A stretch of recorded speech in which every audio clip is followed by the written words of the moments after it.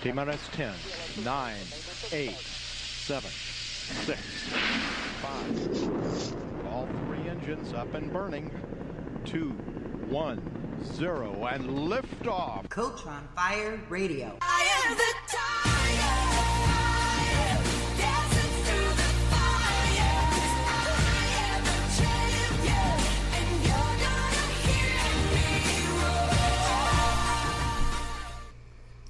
Good evening, everyone. Welcome to Money Rock Stars. I am your host, Michelle Cooper, and it is Monday, July 16th, and I am talking to the amazing Eva.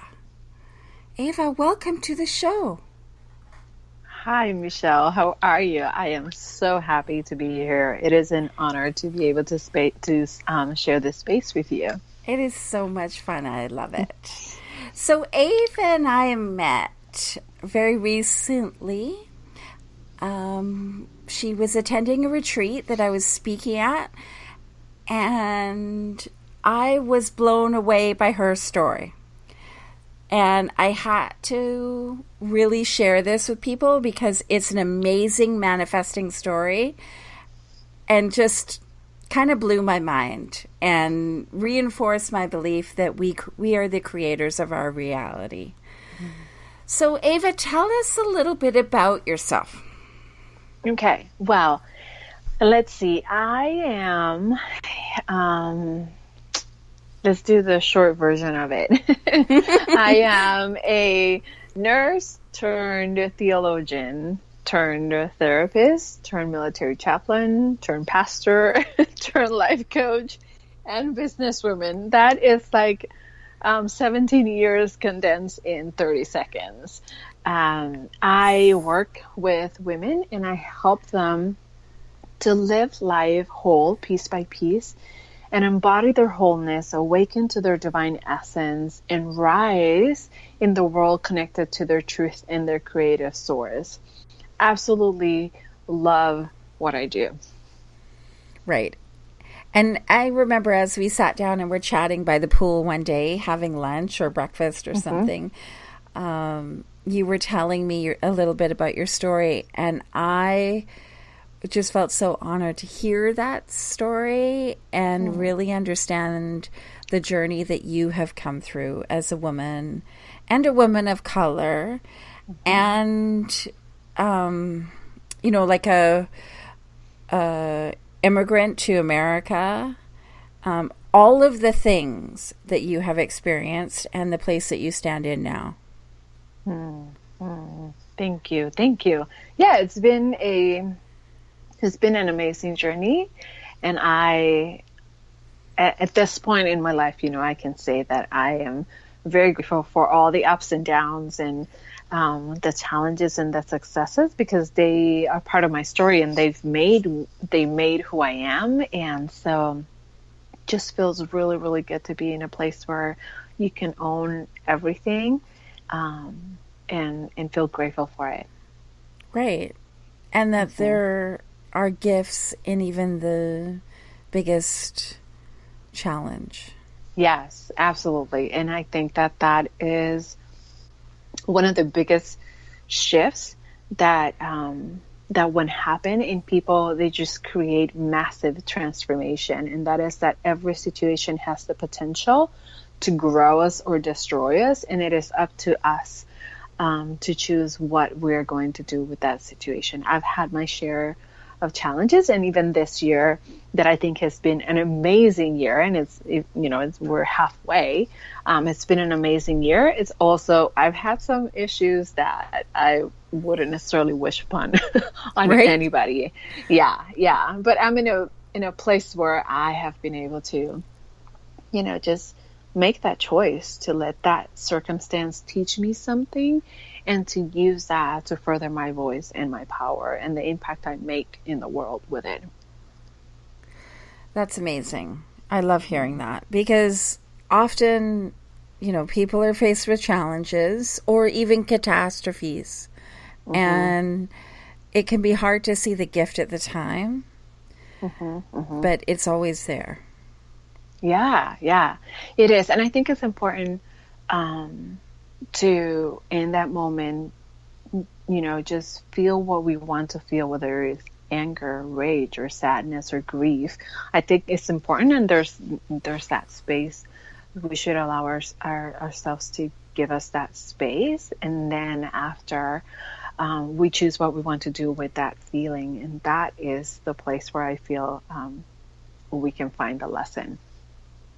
Absolutely. Amen, sister. So, okay, tell us a little about where your life was going, what was going on for you in 2017. Okay, so I call 2017 the year of hell. The year of hell. And it was, it was a challenging year. And like I said, I've had my share of challenges, but 2017, my daughter and I had already been sick for 3 years with an undiagnosed illness. We were really, really sick. I needed iron infusions weekly. I had put on a lot of weight. I had no energy. My daughter was in and out of the hospitals. We were really, really sick. And at the beginning of the year, I started having just this hint that there was something in the environment that was actually making us sick. And through a lot of research and just following my intuition, we discovered that my daughter and I were intoxicated with mold. And she and I are lacking the genes that are responsible for eliminating toxins in our body. So once we were exposed to mold, the toxins were circulated in our bodies into our bloodstream. And for her, it went to her brain, caused her really, really debilitating migraines. And for me, it went through my gut and into my liver, and it caused my liver to completely get intoxicated and not being able to process. And so once we were able to find that out, that was in the summer of 2017, our doctor, the one doctor that actually listened to us and didn't think we were crazy, told us that her best recommendation was that we would leave everything that we owned and we would move out of state. At the time we were living in Oregon. In Oregon, the place where we're living in Portland, Oregon is really, really wet, and there's a lot of mold because it rains there and it's always wet. And so at that point, that circumstance could either break me or make me.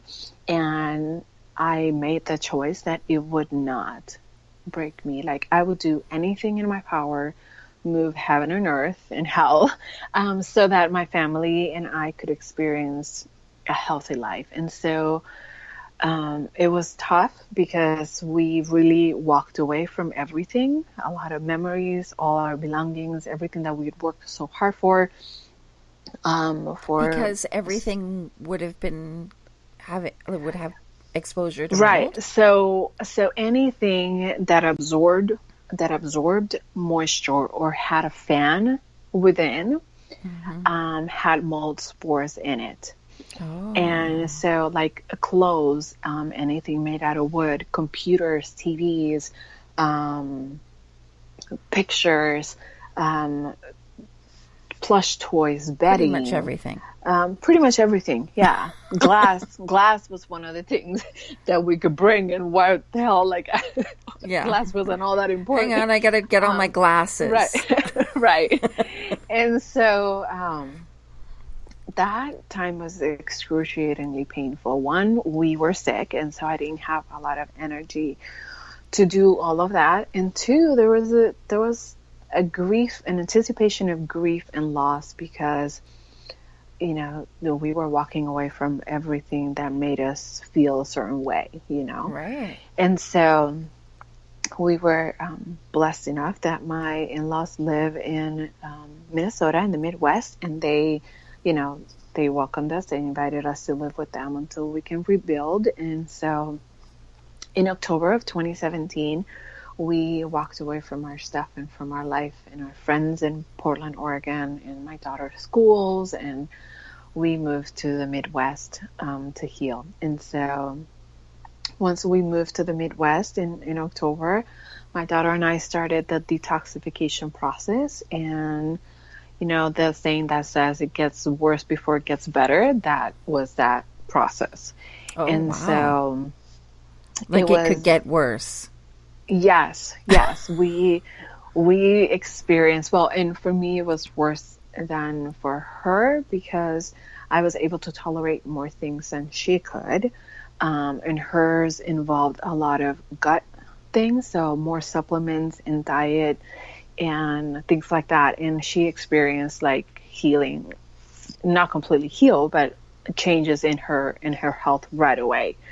Um, and for me, it took a little bit longer. I'm older, and I've had to do crazy things. Like I have to do daily coffee enemas and daily sauna treatments, and because my body doesn't detoxify normally, like I don't sweat, and so I need to make my body sweat, in order to release toxins, and I have to take charcoal and clay every day. And we decided to go a treatment that is partly natural and partly pharmaceutical because we didn't want to bring more toxins and more chemicals into our body since we had so many heavy metals. But it was excruciating to say the least. And so before the year ended, I was doing I was doing one of my sauna treatments at the club, and I had just gotten out of the sauna. I'd been doing this for a month every day for an hour, and I would then hop in the shower. And so the year ended with a bang, literally. Like I passed out in the shower and I hit my head and broke my face in 4 places. Oh my God. And went unconscious in the shower. And nobody knows why. I didn't do anything different. I didn't feel anything different. But by the time December 31 rolled around, I was ready to be done with the year. Right? I was ready to be done. So that's how 2017 kind of unfolded. Oh my For God. me. So I knew some of that story, but not all of that for sure. Wow. And Yeah, so yeah. what happened in 2018 for you? So, the year started, and I determined that I was going to experience something different and something great. And again, we go back to that power of choice, right? And so at the beginning of the year, I chose my words, and I chose alignment, and I chose abundance. So I wanted to only pursue things, people, and experiences that were in complete and full alignment with my soul and abundance. From now on, I wanted to experience abundance because we had had so much loss of like health and belongings and relationships that I wanted this year to be different, and I wanted to experience abundance. And so I took 2 really big risks at the beginning of the year, and I joined 2 programs to further my growth and development because I am a lifelong learner.